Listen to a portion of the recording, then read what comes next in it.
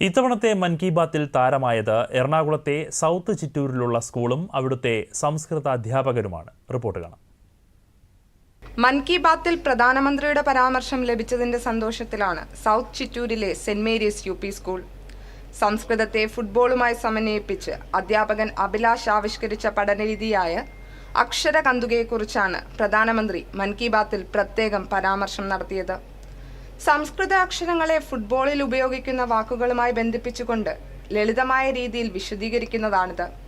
ഇത് പഠനം ആസ്വാദികരമാക്കുകയും കായിക രംഗത്ത് ആളുകളുടെ പങ്കാളിത്തം വർദ്ധിപ്പിക്കുകയും ചെയ്യുമെന്ന് പ്രധാനമന്ത്രി പറഞ്ഞു.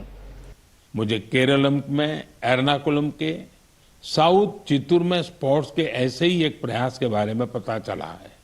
वहां के एक स्कूल में संस्कृत क्लब है. यहाँ के टीचर अभिलाष जी बड़े अनूठे तरीके से संस्कृत को लोकप्रिय बना रहे हैं. इस प्रोजेक्ट को अक्षर कंदुक नाम दिया गया है. इसमें संस्कृत के अक्षरों को फुटबॉल में इस्तेमाल होने वाले शब्दों से जोड़कर आसान तरीके से समझाया जाता है.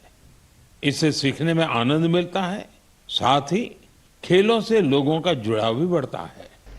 ഫിഫ ലോകകപ്പിന്റെ ആവേശം സംസ്കൃത പഠനവുമായി സമന്വയിപ്പിച്ചാണ് വിദ്യാർത്ഥികൾക്കിടയിൽ പഠനം പ്രോത്സാഹിപ്പിക്കുന്നതിന് അക്ഷരകന്തുക അല്ലെങ്കിൽ അക്ഷരപന്ത് പദ്ധതിക്ക് Saint Mary's U P school തുടക്കമിട്ടത്.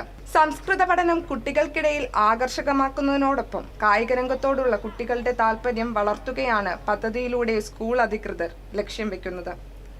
അക്ഷരകന്തുകത്തിനായി ഫുട്ബോൾ മൈതാനങ്ങൾ, താരങ്ങൾ, ലോകകപ്പ് ട്രോഫി എന്നിവ ഉൾപ്പെടുത്തിക്കൊണ്ടുള്ള പോസ്റ്ററുകൾ തയ്യാറാക്കിയത് വിദ്യാർത്ഥികൾക്കിടയിലുള്ള പങ്കാളിത്തം വർദ്ധിപ്പിച്ചു.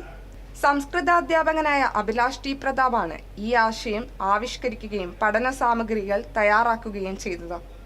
News desk, Doordarshan.